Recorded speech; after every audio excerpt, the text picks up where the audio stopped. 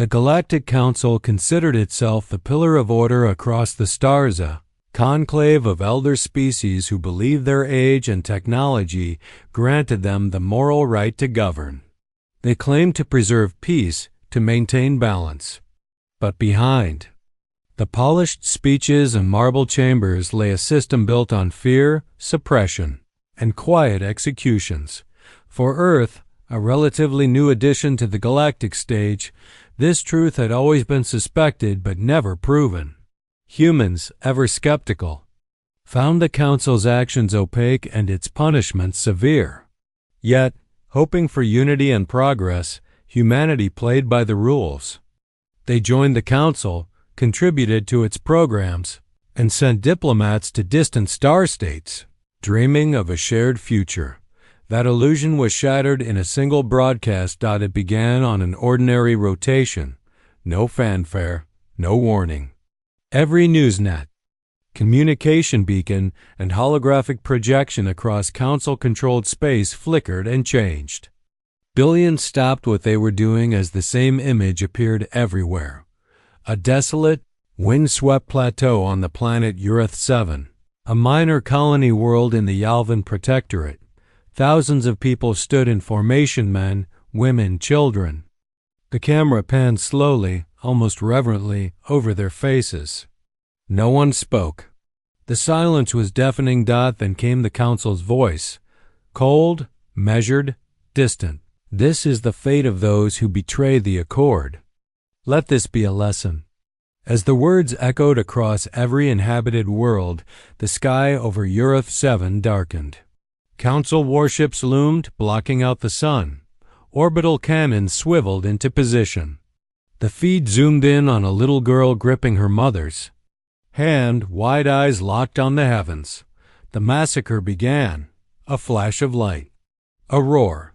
Plasma thundered down in streams of blinding destruction. Thousands perished in seconds, erased from existence before most could even scream. Rows of lives ended.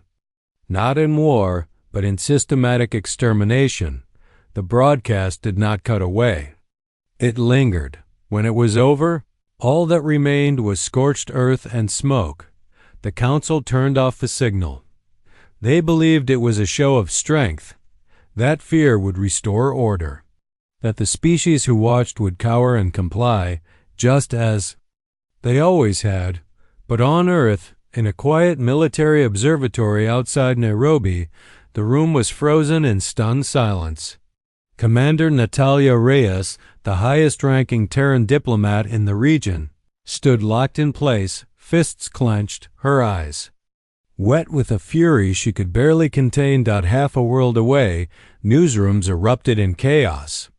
Politicians tried to find words that matched the enormity of what they had seen. Across every continent, protests broke out, not against Earth's own leaders, but against the inaction that had allowed them to stand beside monsters. Within 2 hours, Earth's United Terran government called an emergency session. The live footage was replayed, this time analyzed frame by frame, enhanced and cataloged. Faces were identified. Civilian records pulled. Every man, woman, and child killed on Earth-7 had a name, a history. They weren't rebels. They were farmers, teachers, scientists, children. Their only crime? Submitting a petition for independence after years of being drained dry by Council taxes and denied basic infrastructure support. The next day, Earth's ambassadors were recalled from every Council world. Within 72 hours, Terran embassies were closed, and in a message broadcast across the same Council channels hacked with precision. That stunned the galaxy. Earth responded.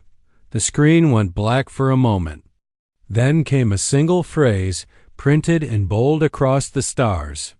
You showed the galaxy your justice, now we'll show you ours. It wasn't a declaration of war. It was a promise. A warning. In the past, the Council had grown accustomed to species that would grumble, but ultimately submit. Their power was too vast, their history too long. None dared challenge them. But humans were different. Their rage wasn't wild, it was cold, focused, and unified. They had seen enough. The time for diplomacy was over, and in the quiet before the storm, one thought echoed across Earth from generals to civilians. The broadcast of the Earth 7 massacre had changed everything. In the days that followed, a grim quiet fell over Earth, a collective silence, not from fear, but from determination. The kind that comes just before a storm breaks. The Galactic Council underestimated how deeply the images had seared into the human psyche. On every continent, people replayed the footage, the terrified colonists, the cold mechanical voice of the Council, and the rain of plasma fire that had vaporized the innocent. For most species, the trauma faded with time. Not for humans. Earth didn't just grieve the dead, it remembered them. In orbit above the Terran capital, the holographic monument aboard Unity Station glowed with 50,000 new names. Earth 7 was not even a Terran colony. The victims weren't human. But to Earth, that didn't matter. They were people. They were murdered, and humanity would not let it go unanswered. Within days, Earth's entire diplomatic apparatus was recalled. Ambassadors returned, not in retreat, but to help compile evidence. Every record, transmission, and incident report connected to Council operations across its vast empire was pulled and examined. Whistleblowers emerged from every corner of the galaxy, former Council staffers, auditors, contractors. All of them told the same story. The massacre at Earth 7 wasn't an anomaly. It was routine. Systemic. Planned. For decades. The Council had used fear and demonstrative punishment to crush dissent. It was a truth that many suspected, but few could prove until now. And Earth had no intention of keeping that truth quiet. At Earth Strategic Command in New Geneva, General Hana Okoye took command of the Terran response. Decorated, pragmatic, and utterly unflinching, Okoye wasn't interested in revenge. She wanted something far more dangerous: change. This isn't about Earth, she said at the High Command's emergency summit. This is about the soul of the galaxy. We will not fight as conquerors. We will fight as liberators. Thus was born Operation Black Sun. Its objective was twofold. First, expose the Council's atrocities across the stars. Second, dismantle the infrastructure that made those atrocities possible, its enforcement fleets, its black sites, its propaganda networks. But war, even righteous war, requires power. And Earth had power. The Terran Defense Fleet had never been the largest in the galaxy, but it had become one of the most advanced and efficient. With AI-assisted logistics, railgun-equipped dreadnoughts, and stealth destroyers, Earth could punch far above its weight. More importantly, it had unity. Civilian megacorporations rapidly retooled to supply the war effort. Shipyards in the Mars Belt and Titan's rings went into triple-shift production. Orbital elevators off Africa and South America moved materiel 24 hours a day. Reservists and volunteers flooded in by the millions, but Earth wasn't fighting alone. Smaller worlds, many of them long suffering under the Council's thumb, began reaching out. The Treshy Compact offered scout ships. The Valen Coalition sent supplies and intelligence analysts. Even the proud isolationist Kiru offered medical personnel. Something was changing in the galaxy. The fear that Council once commanded was unraveling. At the heart of this effort stood General Okoye, whose quiet fury had galvanized not just the military but the world itself. In a briefing that would later be shared across galactic media, she addressed the Council directly. You ruled through silence, through fear, through erasure. But you made one mistake. You broadcast your evil, and humanity does not forget. Then, she turned to her officers. This isn't just retaliation. This is revelation. Meanwhile, Intelligence operatives, both Terran and alien, identified the first wave of targets: labor camps on the rimward sectors, surveillance nodes in neutral, space and Council loyalist outposts brutalizing their own people. Each site would be struck not just for strategic value, but for the truth it held. Earth would expose the Council's crimes with every step it took. This wasn't war as the galaxy knew it. This was a reckoning. On a cold dawn over Luna, 5 massive Terran battle groups lifted from orbit. They carried not just weapons, but camera drones. Not just Marines, but journalists. Not just bombs, but the will of a species that had decided enough was enough. By the 4th week of the conflict, Earth had become more than just a rogue state or rebellious member of the Council. It was now the fulcrum on which the fate of the entire galaxy tilted. The Council, wounded and enraged by the rapid collapse of its narrative control, sought to deliver a crushing blow. They selected the planet Veltraxis Prime, the jewel of their military complex, to make their stand. Situated at the center of the Veltraxis system, the planet wasn't just a military bastion, it was symbolic. The Council had used it for centuries as their final word in enforcement. A world bristling with weapons and surrounded by shipyards that produced cruisers faster than most planets could grow crops. To the Council, it was impenetrable. To Earth, it was a target. General Hana Okoi knew the risks. Attacking Veltraxis Prime was no minor skirmish. It would be the largest battle of the war, but it was also necessary. Striking it would send a clear message: not even the Council's most sacred strongholds were beyond reach. The Terran fleet that entered the Veltraxis system was the largest Earth had ever fielded. 5 full battle groups, each led by a Dreadnought-class carrier. The flagship Vengeance Eternal spearheaded the assault. Painted onto its hull were the names of every confirmed victim of Urath 7. Over 50,000 names. A silent memorial. A promise. The Council had no intention of surrendering Veltraxis. They scrambled over 300 warships in defense, backed by orbital cannons and gravitic minefields. Every inch of space surrounding the planet was a kill zone. The Council expected a direct brute force assault. Instead, they got human warfare.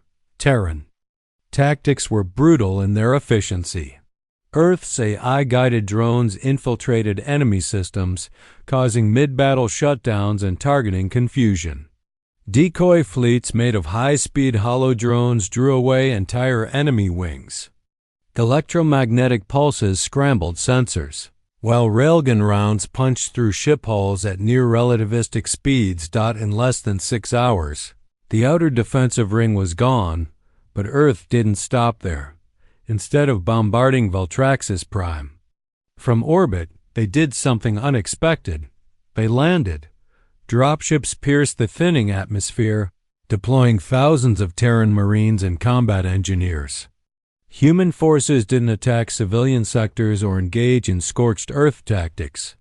They moved with surgical precision, disabling power grids, hacking defense networks, and securing key infrastructure. The Council's ground troops, genetically enhanced, surgically obedient, and armed with plasma rifles, fought fiercely. But they were used to crushing protests, not meeting experienced warfighters trained on Earth's death worlds. The humans advanced block by block, repurposing enemy assets and integrating captured systems on the fly. Within 13 hours, Veltraxis Prime's command center was surrounded. Council command broadcast a call for reinforcements. No one answered. Across the stars, species that once rushed to the Council's call had gone silent. Some were too afraid. Others were watching to see who would win, and many were already cheering for Earth. Inside the Council's high defense spire, the remaining commanders refused to surrender. They threatened orbital retaliation, demanded Earth retreat, called them terrorists. General Okoi gave them 1 hour. 59 minutes later, Vengeance Eternal deployed its final message, not a weapon, but a broadcast, across every galactic channel. The image appeared. Council generals in chains. Council archives decrypted and projected, and most shockingly, survivors from Urath 7. The few who had escaped the massacre standing under the now liberated banners of Veltraxis Prime. Then, Okoye herself stepped into the frame, flanked by human marines and liberated prisoners. "We took your fortress, not to dominate, not to destroy, but to reveal. The galaxy deserves the truth about what you've done, about what you are. Veltraxis is not a victory. It is a beginning."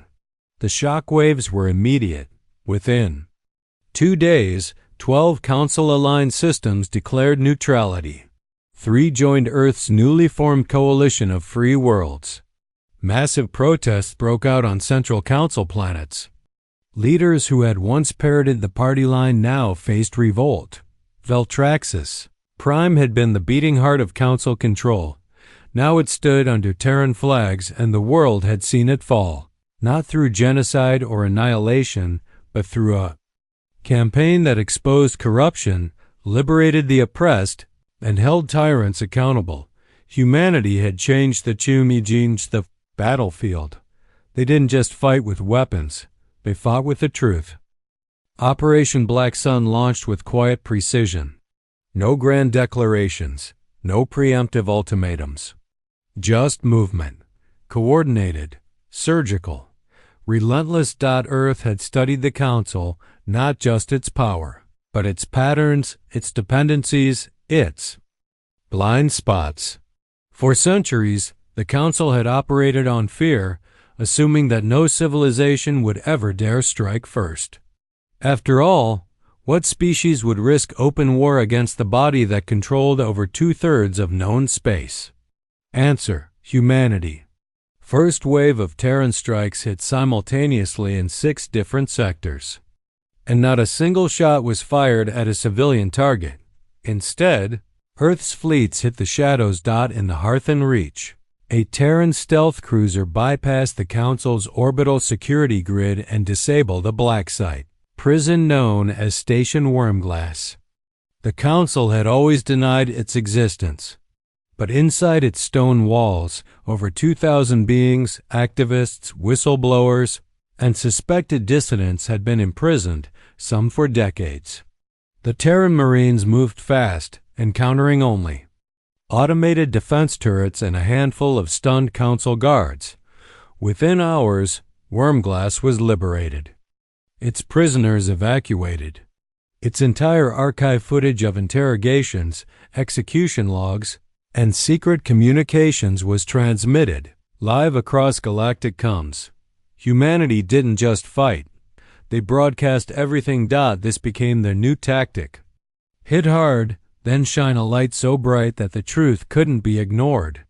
As the galaxy reeled from the shock of the Urath 7 massacre, Earth made sure every new truth carved into the stars could not be forgotten. In the outer Cavern Belt, a Terran Special Operations team dismantled a Council slave trade ring operating under the name Resource Redistribution Corps. For generations, species from lower-class planets had been recruited into labor programs. Most never returned.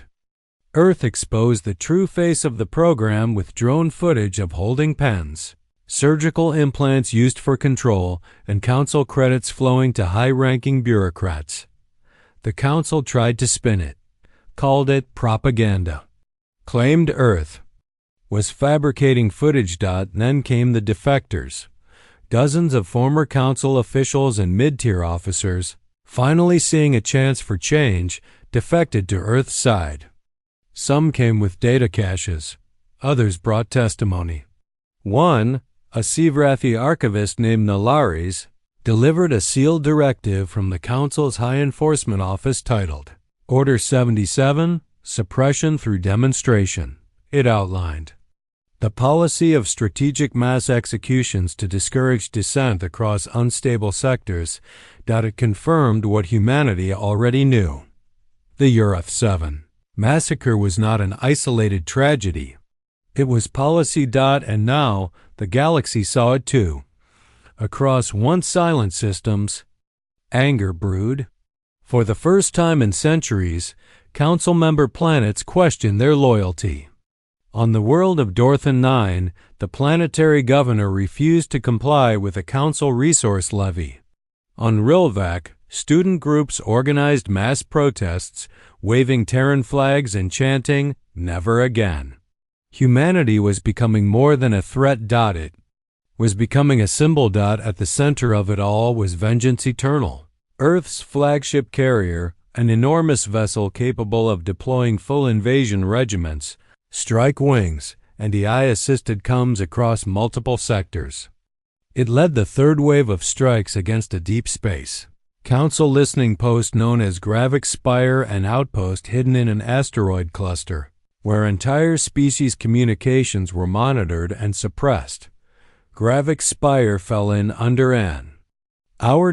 When the Terran Marines breached its central data core, they discovered surveillance logs on tens of thousands of individuals, journalists, leaders, even children marked as influential future risks. Earth transmitted those logs directly to their worlds. The Council's veil of security had torn open, but perhaps the most potent blow came not from firepower but from a message. Earth took over the Council's primary public broadcast relay, the same one used for the Earth 7 massacre. It was a symbolic act and a devastating one. The screen lit up. A split-screen image played. On the left, the Earth 7 massacre. On the right, footage of Terran forces liberating prisons, aiding refugees, delivering food to colonies devastated by Council negligence. Then came General Hana Okoi's voice, calm, unshaken. You watched 50,000 die in silence.